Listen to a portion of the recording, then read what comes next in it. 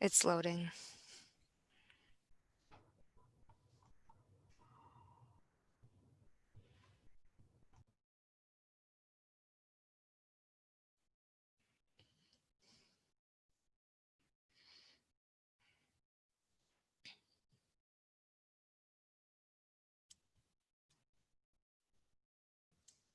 All right, we are live. Good morning, everyone. I see we have 10:30 and we should be on live. I'll call a meeting of the neighbors to order. From the roll, it looks like we might be missing Supervisor Kinnear. Otherwise, everyone else is here. I do see Chair Bartlett is also with us. On the minutes, does anyone have any questions on the minutes, or is there a motion to approve? So moved. Motion's been made. Is there a second? A second. Motion made and second to approve the minutes. Is there any questions on the minutes? In hearing none, all those in favor say aye. Aye. Aye. Opposed? Carried. Well, we'll get into Carmen's administrator report. All right, thank you, Chairman Johnson. So as always, we start with Quality Assurance Steering Committee updates. The Steering Committee met last week. We went over our pharmacy reports, which have been a little bit different through COVID because our pharmacist is not coming in the building and he's working remotely. So he submitted the reports to us in advance and we went over them. We hadn't had any issues that he pointed out. Because of the remote access, he has a little bit of a different view on our pharmacy reports to him since he can't get into everything. He does have remote access to our reports, but it doesn't work exactly the same. But we didn't have any problems that he noted. We also went over our infections, which have been down. The PPE usage and extra precautions for COVID-19 also takes down other infections as well. So that has improved our quality measures for infections also. We did have 2 reportable incidences this month, no injury or anything with that as well. Any questions for the Quality Assurance Steering Committee updates? Carmen, the pharmacy reports, Mhm. What exactly are they? That means that all the drugs are going to where they're supposed to go and you got as many as you need? He goes over the pharmacy the medications that are high impact. So he goes over like our psychotropic med usage and makes sure that our rates are not exceeding the standards and the average rates for the state as well as federally. And then we also look at things like recommendations. So if the pharmacist or a physician makes recommendations, if they were followed, if they were done correctly, and changes for things. We also have to do gradual dose reductions for psychotropics and narcotics to see if we are using those appropriately and have good stewardship for all the different kinds of drugs that our residents are on that could have adverse effects. So things like narcotics, psychotropic medications, or antibiotics. Thank you. Mm-hmm. Any other questions? All right. Employment activity report, and I'll refer to Chris. It's a little out of the screen at the moment, but. Hi, can you hear me? Mm-hmm. Okay. So for June, it was kind of slow.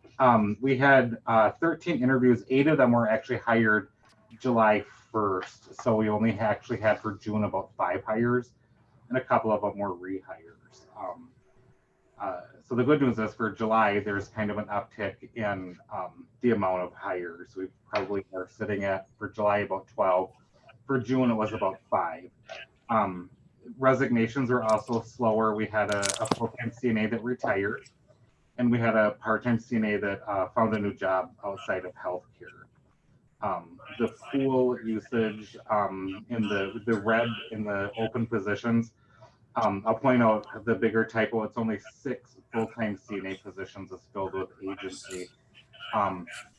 Paula has been having a lot harder time even securing agency at this point, and I don't know if that's due to the COVID or just lack of. I've kind of noticed for this month a little bit of an uptick in applications, and I hope that continues. And I'm kind of attributing that to, I think the additional $600 for unemployment is ending the last week of July. So I'm hoping that will have a positive effect on what applications we're getting. It seems to be that we've been getting a few more with that. Any questions on? Can I say something? Yep, jump in. So with the agency, I've been talking with, we actually have 2 different agencies that we work with. The one hasn't been able to send us any CNAs at all. The one that we generally use the most, basically other facilities are paying higher amounts of money for people to work during this COVID period. So staff are not as willing to come because other facilities are paying top dollar and more money basically for them to go there. That's what the recruiter has told me several different times during the process of me trying to get more staff to come. As Chris had mentioned, we have several staff that actually returned, and it could be more in the report from next month, but we have a lot of people that actually left and then came back, which is a good thing. Mr. Chairman, may I ask a question? Absolutely. Paula, I'm a bit surprised to hear that the agency would say other institutions are paying more money for CNAs than we are. I was under the impression that when it came to salaries for CNAs, we were actually doing better, that was one of the attractive things about the neighbors. Has that changed? That has not changed like in-house, but for agency, we pay a certain amount to the agency. And so that never changes for us. To be honest, agency CNAs, by the time, I mean, what we pay for them is more, but they get about $10 or $12 an hour, which is less than that we pay here an hour. There's just not a lot of people around in this area that are, you know, applying for the CNA positions. As far as the agency goes, other places pay their agency more money, therefore able to pay their CNAs more.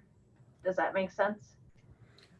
I think so. That having been said, do we have to increase what we're paying, or can we increase what we're paying to agency CNAs?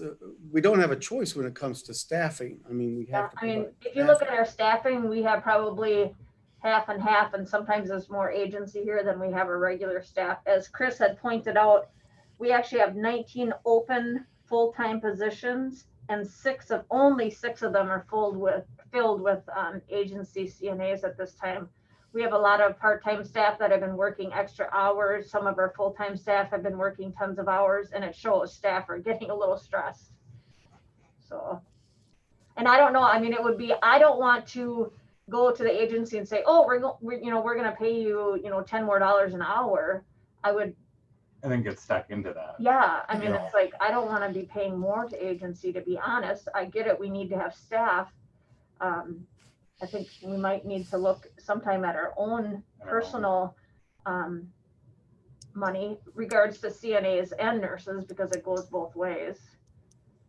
Paula, this is Jane. Is that due to COVID? They want more money because it's COVID related, or no? Correct. Yep.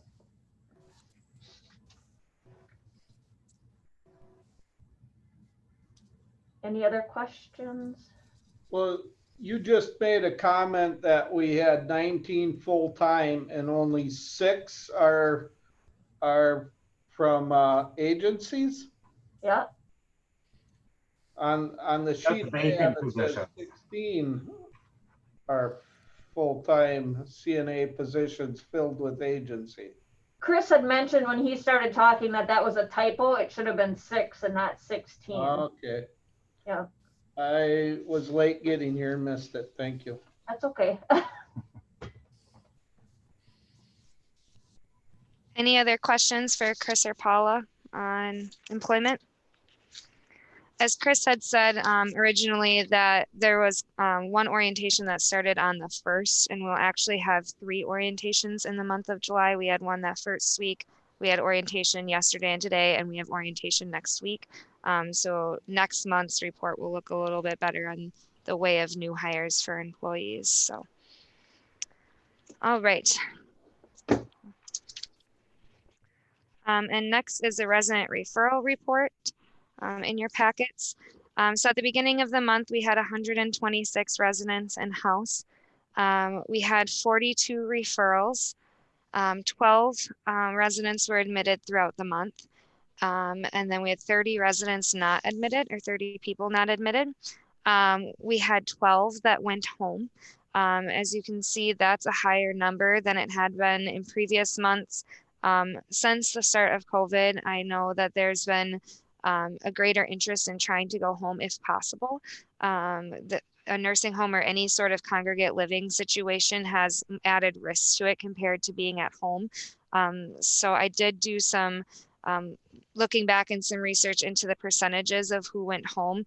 And since COVID started, every month, the percentage of residents that were referred that ended up going home has increased. Pre-COVID, we were averaging about 10 to 12% of referrals would end up going home. Now we are looking at 34, 22, and 29% for the last 3 months. So people are deciding to go home more than to go to a skilled nursing facility. And my assumption is because of it being a safer situation in regards to the virus. We had 2 people expire at the hospital. We had 6 people go to a different facility, 3 of which being swing bed. We had 1 person that was out of network with insurance. We had 6 with severe behavioral health issues, ADOA or illegal issues. And we had 2 that we couldn't meet their needs, and 1 with bariatric care. At the end of the month, we had 119 as our census. We had 0 residents discharged to another facility. We had 5 deaths, and I'll also note that none of those are COVID related, and we have not had any COVID cases. And then we had 14 residents discharged home. Our referral sources are the same as usual.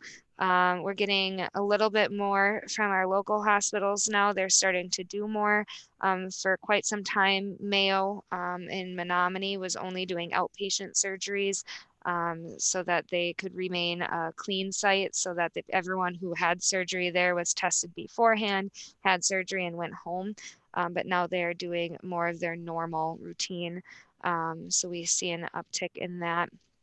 On the note of the last few months as well, our referrals, I did look at them to see how much they have gone down. In January, we had 67 referrals, February 51, March 58, and then April, May, and June were lower. We had 35, 36, and 42. So those are the numbers we've been talking about. But I just thought it would be nice to point out the exact numbers to show that they really have been going down since the start of COVID. Does anyone have any questions about referrals for me?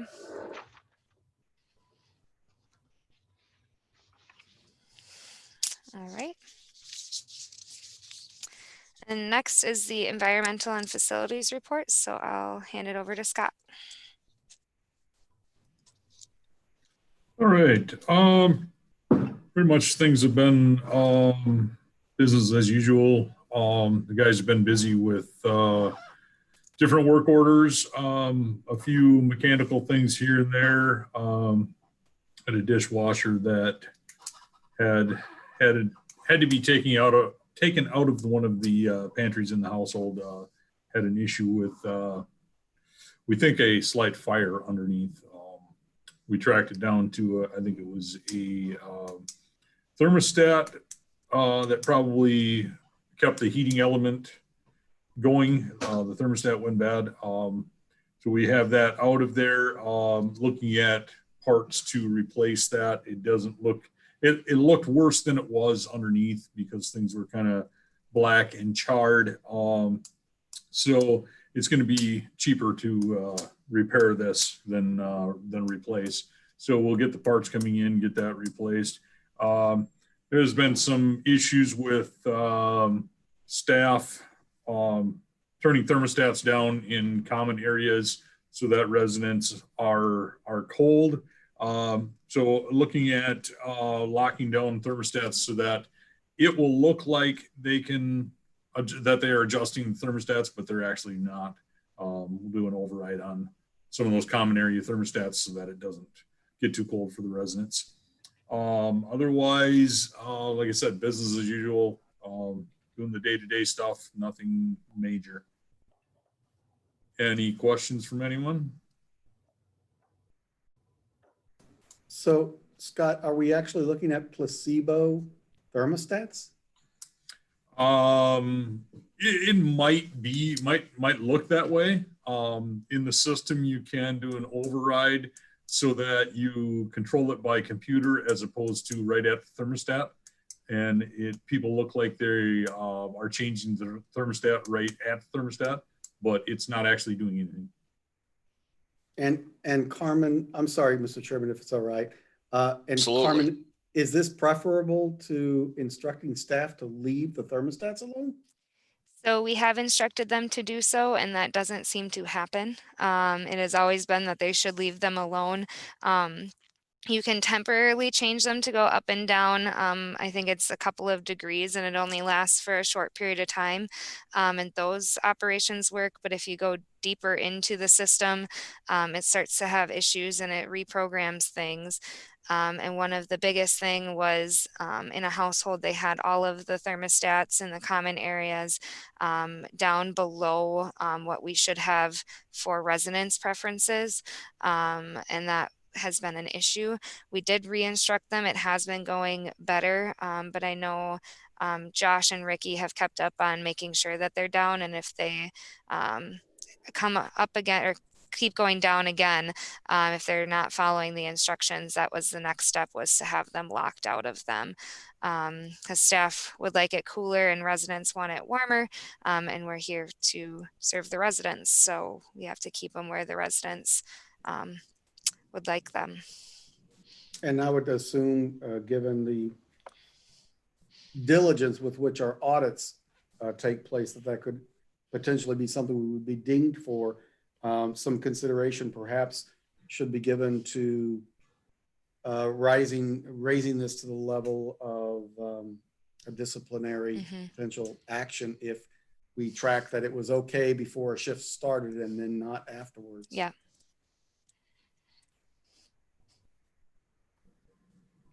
Any other questions for Scott? So is there a certain degree where the thermostats are supposed to be set at?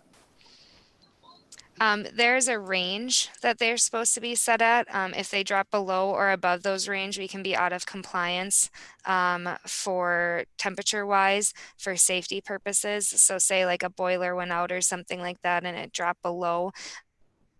We have to monitor that and make sure that it's safe for residents, either in the winter if it was too cold or in the summer it was too hot. I think typically ours are set at, is it 72, Scott? Yes.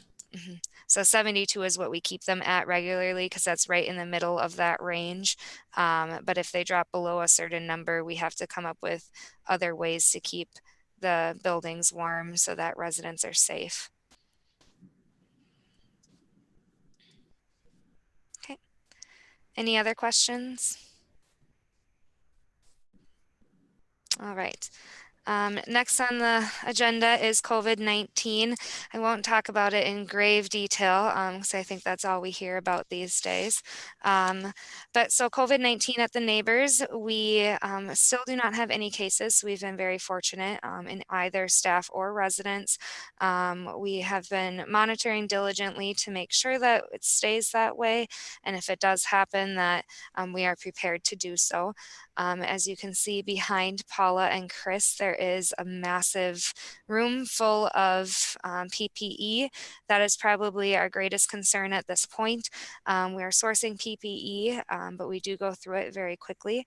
Any resident who is admitted to the neighbors must be on full precautions as if they did have COVID-19 for 14 days.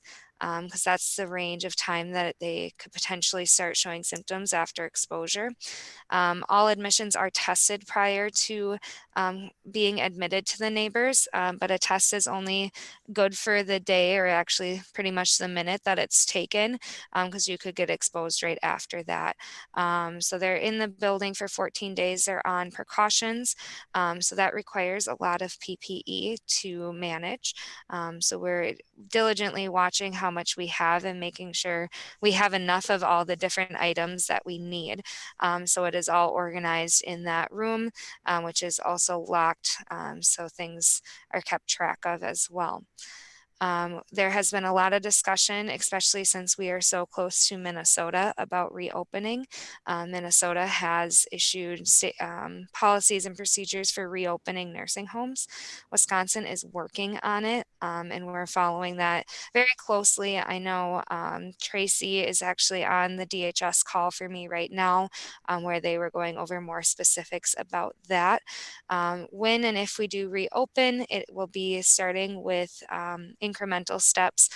So we won't be just reopening the doors for everybody to come in all at once kind of situation. It'll start with outdoor visits and making sure that those are as safe as possible, including social distancing as well as mask wearing and all proper personal hygiene, hand washing situations as well. To protect the residents as well as the visitors that are coming in. Another thing that the state of Wisconsin has issued guidance for is having beauticians back in skilled nursing facilities. Up until this point, we've been actually utilizing 2 staff members, 1 CNA and 1 homemaker, to give beauty services to our residents. It may seem kind of minor to all of us. Our residents look forward to getting their hair done gravely. They love it. So a lot of them have it done at least once a week. They look forward to it all week long. They wait outside the beautician's office until the doors open. So the last few months have been very difficult with that process since we hadn't been able to provide those services once we weren't allowed to have our beautician in the building. We did have a couple of staff members who had previously been beauticians, are licensed beauticians. So they've been providing those services to residents that would like them. It is potentially a costly thing for the beauticians and us. They're getting paid their hourly rate, but it's something that we're providing to our residents to give them a little bit of something to look forward to, because this is an extremely difficult time for them. The guidance for opening to have our regular beautician did come out about a week ago. Unfortunately, it is extremely restrictive. And one of the things that makes it the hardest is that the beautician can only work in one facility or salon. So our beautician, if she comes to work at our facilities, she can work in all 3 of ours. We did clarify that our campus would be exempt to be just considered one facility for this, but then she would have to give up any other facility that she works at and her chair at her normal salon. So we've been working with her. She is thinking about it. She did spend quite a bit of time at the neighbors, and probably more time at the neighbors than she did at her salon itself. So she's thinking about it, and we'll go through that process when we get there. But she would not be able to do both per the guidance at this point. Leading Age has asked DHS to reconsider that, but we're waiting on a response for that as well. As far as COVID-19 in tracking for staff and residents, we're still diligently tracking symptoms of all staff and residents. If a staff member calls in sick for any reason, we're having them tested for COVID-19 before they can return to work. The symptoms for COVID-19 can vary very greatly for different people. So even if it's something that isn't a typical COVID-19 symptom, we're still having them tested to be safe. And then anytime a resident exemplifies any sort of symptoms that could relate to COVID-19, we put them on isolation, have them tested, and wait for the results. And then if they're not COVID positive, we follow the isolation protocols that would be for our regular infection control practices outside of COVID-19. I think that's the majority of the updates. We will also be testing our residents and staff again. We're working through that process. The state's guidance is every 2 weeks. Unfortunately, the state labs do not have the capacity to continue doing that. So we're working through that. At this point, they're prioritizing resources to buildings that have positive cases in them. So we're working with Exact Sciences on getting more tests to do our next round of testing, especially for staff is the biggest one.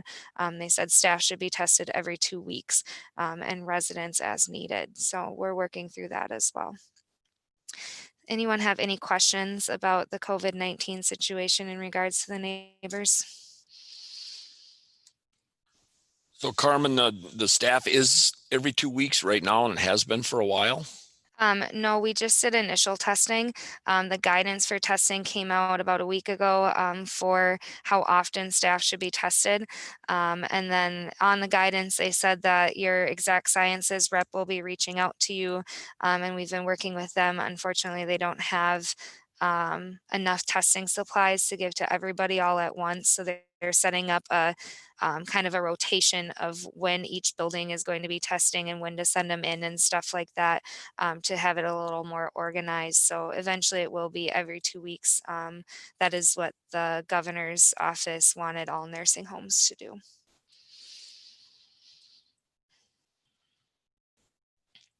Any other questions for COVID-19? Okay. The next item is also in relation to COVID infection control survey. As I said on last month's call, every nursing home in the state of Wisconsin, actually in the country, was surveyed by the state or CMS for infection control purposes.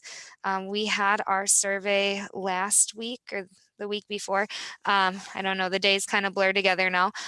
We had our survey. It was they were off-site initially. They talked to us for about 2.5 days off-site questions. And then about 2 weeks later, we had our on-site survey. We are very fortunate that they did all 3 of them together.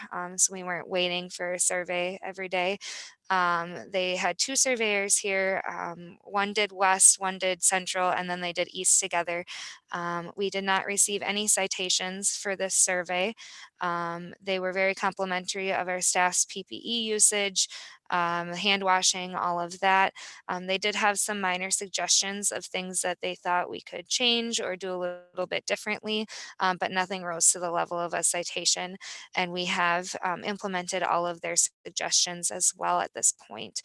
We are waiting for some clarification on one of the suggestions that we reached out to the surveyor supervisor because the suggestion they gave us, we asked for guidance from a couple other skilled nursing facilities because we had not heard of it and they had also said they had not heard of it. So we're waiting for some clarification from our survey agencies on that item as well. But all in all, it went well. For surveys going forward, they did give us clarification of how that's going to work. If we do have any cases, either in residents or staff, we will receive another infection control survey within 3 to 5 days of the report of a case. That is for all newly infected, if you would, buildings. So a building that already has cases would not receive it for 1 case. They would receive it for a 3-case outbreak or more. But since we have not had any cases, if we do have a case, we would have another infection control specific survey at that point. So we could see them for that. And then as far as regular surveys, they're working on how that process is going to go. They have halted surveys since I believe it was the end of March. So now they are very behind. We are currently in both east and west survey windows. How they stated quite a while ago that surveys were going to work is they were going to start with the buildings that have had significant tags, either immediate jeopardies or harm related tags, and then work their way through the rest of the buildings that have open survey windows.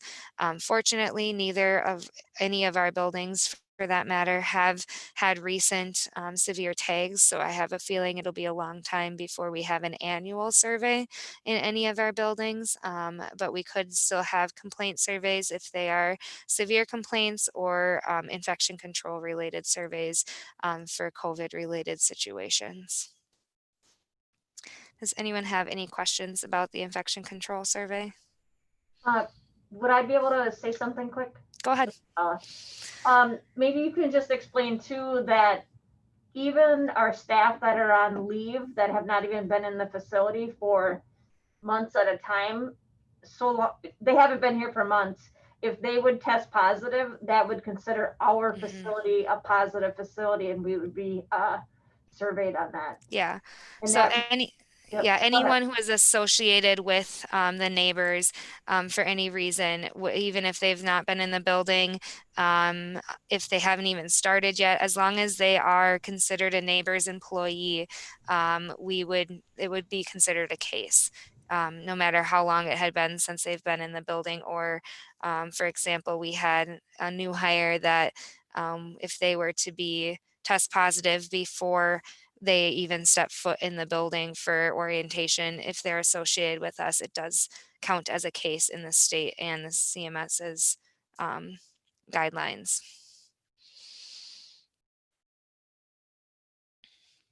Any other questions?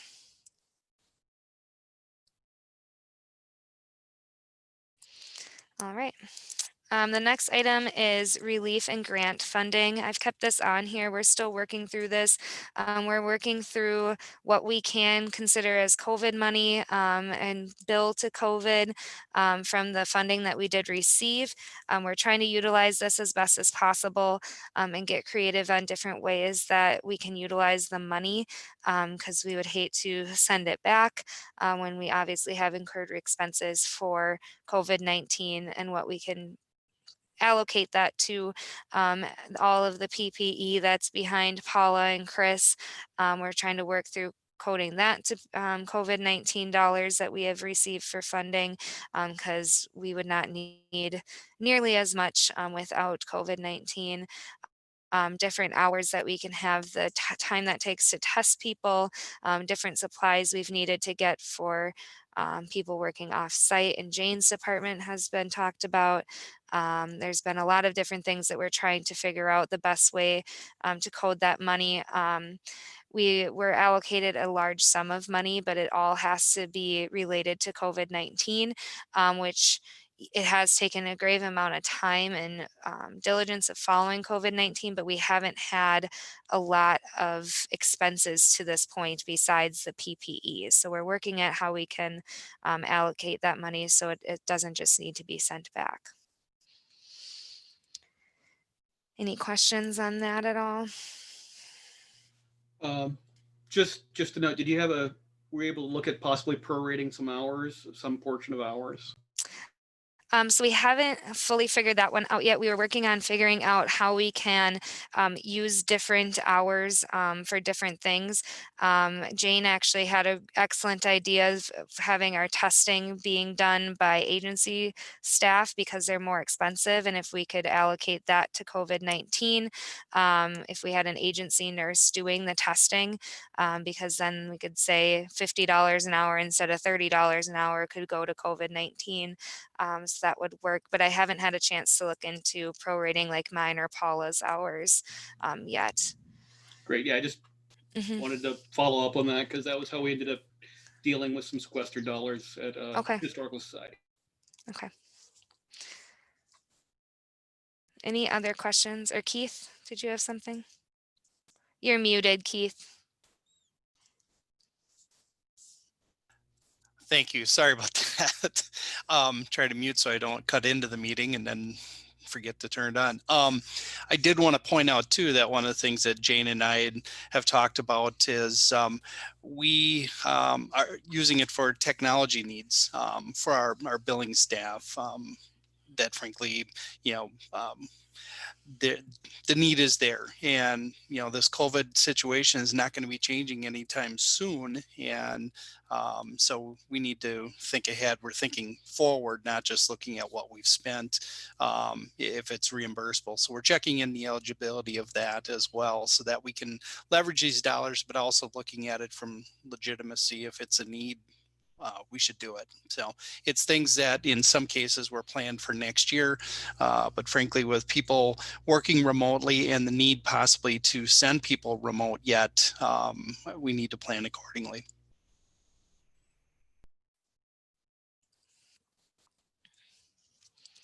Any other questions or comments? Okay. The next item is PBJ reporting. I just wanted to include this on here for a couple of updates. During COVID-19's original first couple of months, we did have a PBJ reporting cycle.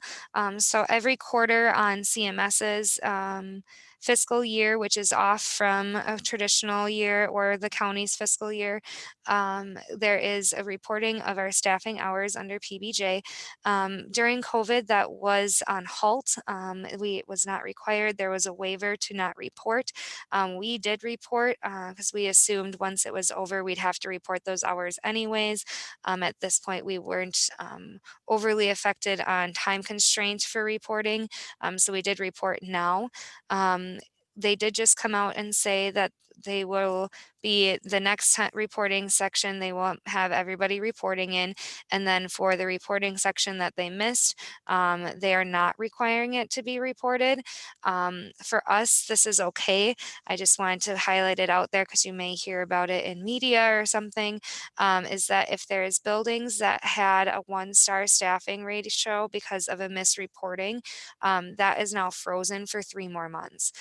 So every time that there's a reporting error, it pulls the staffing ratio or star rating down to a 1-star, and then that stays until the next reporting cycle happens. So because of them skipping a reporting cycle, that's actually now, instead of being a 3-month situation, it'll be a 6-month situation. Fortunately, we didn't have any reporting errors in either cycle, so ours has stayed where it's at, and all 3 buildings are still at a 5-star rating. But that will affect quite a few buildings because they look like a lower star rating due to reporting errors. And then instead of having that only be a 3-month lapse, it's now going to be a 6-month lapse for them. But we will be reporting again in our next cycle, which has some changes to it that we're working with IT as well as Keith's team because of SAP changes that need to go with that due to the changes in the PBJ reporting requirements that are coming at the end of the summer. Does anyone have any questions for that one? No. Okay, and as always, I always just cover census as well as it gets talked about during financials as well. But we are staying right around our budgeted census. We have had a dip, as I've talked about, since before COVID. Fortunately, even though we have had lower numbers, they are still right around budgeted census. We are at 121 as of today, and then the average census for the month, I believe was 121 or 122. So we are still right at budgeted census, which is 121. And we are happy to say that we're staying there. We were sad about losing our higher census that we had previously, but still staying right at budget. As Jane and I have worked through the budget for next year, we have a couple of different scenarios that we have thought of as far as census. We do have one that is under the assumption that COVID-19 will still be around next year, and nothing will change. And then we do have a scenario that's an option once we get to that point of what we would think would be based on our averages before COVID-19 if things were to go back to normal, quote unquote. But we do have a couple of different options going around with that. But as of now, we're still right at budget. Any questions about census? All right. Anything else to go under other that anyone had? Does anyone have any other questions for Carmen or anything else? Okay, and hearing none, I hope everyone had a chance to review the vouchers. Is there any questions on them? Okay, financial reports.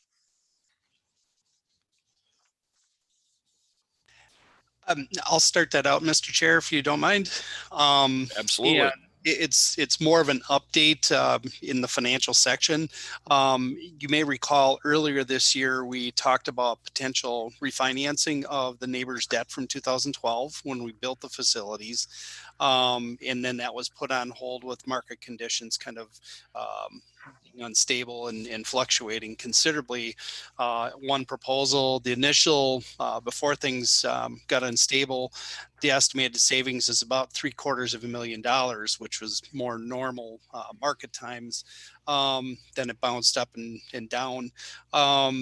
We had a proposal about a month ago that was brought to us, but it was more to go back to the normal approach of going through a competitive bid process, and it was determined not to be in our best interest of the county. When I returned this week from vacation, our municipal advisor provided us with another proposal from for a direct sale, and it's to a bank, and the present value savings are approximately $1.2 million, well above the county board approved parameters, which equated roughly to $700,000 to $750,000 minimum based on the original conversation on this. So we are pursuing that. We are looking at that and following up with our municipal advisor. It appears that this will be a go. So the benefit there will obviously be, the savings of $1.2 million over the life of the debt issue repayment, which is scheduled to go through 2032. In this case, if it is executed, we would start seeing the savings in 2023 because it's an advanced refinancing, but it still works in our favor. And in discussing it and reviewing it with our municipal advisor, they recommended, and staff does as well, that we pursue this. So we're working through that process right now. This actually just has been happening the last 2 days. So just wanted to give you an update on that. And, it's certainly a benefit to the county. Sounds good. So Jane, I'll turn it over to you then. Okay, thank you. Hello, committee. Let's start with the pool staff report. We are decreasing our use. If you look at the report, I found that the March and April amounts were higher, and it seems to be tapering off a little bit. So our average is still higher than last year, but it's coming down. So I think we're going in the right direction. Carmen and the scheduler looks like they're having good results there. Any questions on the pool staff? Okay. The receivables report. We're still at just over 2 million in receivables at the end of June. It looks like in the 1 year look back, it was at a very low point in May of 2019, and then climbed up a little bit each month and hit a high spot in November and through the winter. We're down by 10% this month over last month, so we're making progress. The The percentage bucket that's in the current to 60 days is at 48%. That's climbing, and then the older stuff is coming down. So we're going in the right direction. I've got appeals out for the old claims, and those should be getting resolved shortly. Any questions on the receivables and aging? Okay. I've got a question. Yeah. How do write-offs come in to this? If we write some off, it comes off the receivables. Yep. Have we been writing off money? Yes, we have been. The total write-offs per year are 68,772. And you'll see that in the administrative expense. When we go through the income statement, that 68,000 will be in there. And that I expect to climb a little bit higher this year as we get those claims results back. We're appealing what we can, working them to get the right denials for timely filing and then appealing. And I think we'll be successful on quite a few of them, but you don't know until they decide. Okay. That was mainly when the position was vacant, and that was the cost of transition. Yep. And we're like I tell Keith and Carmen, we're training for Medicare billing and cross-training everybody is my intention, so that if 1 or 2 people are not here, we do have the capacity to, and the knowledge base to train others to do the job. Even if we are left with 1 person, we'll have the knowledge to train anybody with a pulse, so this doesn't happen again. So. Jane? Yep. Is that a average of 68,000, or is that what was done last year only? That's in 2020 so far. We wrote off $68,000 in 2020. Mm-hmm. Okay, but even though you write them off, you never quit going after them. Is that correct or no? We do. We quit going after them after if the person is deceased or truly has no money. Divestments, if they come in on self-pay and then go to Medicaid, but find out that somebody's given away their money and we can't recoup it because it's gone. There's some of that, and we are working to train my staff to work with clients so that doesn't happen. That's a big gap right now, and that there's a lot of ins and outs to that, but we're working on relationship building with the clients and their financial people so we can nip that one in the bud. Yeah. Thank you. Yep.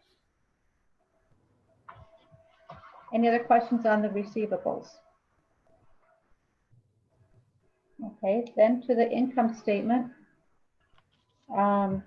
Revenues were heavier in Medicaid and a little bit lower in private pay. The balance is just a little bit different than what we budgeted for, and that's normal.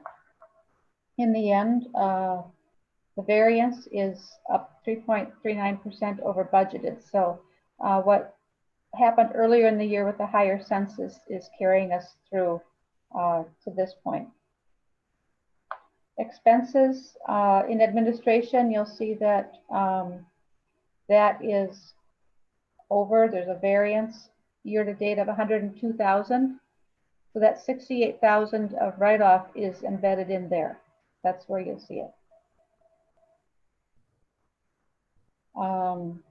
MDS is a little bit off because some of the nursing hours are not transferring when the payroll posts. And I'm still looking into that.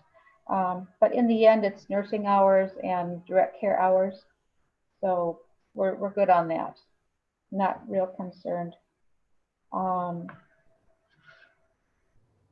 next fees are pretty much Medicare and direct care costs that we can't control. Dropping down to property and ownership. That is where depreciation was budgeted. So we've moved the actual anticipated cost of depreciation under the cash line. So that number is off as far as our cash income statement on the top, and you'll see $342,000 of depreciation at the bottom. So that will balance. Bistro is closed, so that looks off. Senior meals are doing well, above average on that, and then the cost, of course, will be above that as well. The revenue matches the cost. Plant maintenance, we've got a higher budget than cost. I don't know if all the costs are in from Scott, and mainly payroll reposting into that account. That should balance out by the end of the year. Housekeeping is under budget. Laundry and linen looks okay. And in the end, the net income or loss, the loss is $12,497 to date. No, that's the budget. The variance is $329. When you add in depreciation, our net loss is $25,000. There are some expenses that are a month late, so bear that in mind, that this is not a hard number. Questions? Anyone have any questions on the vouchers or the financial report? And hearing none, is there a motion to approve? So moved. Is there a second?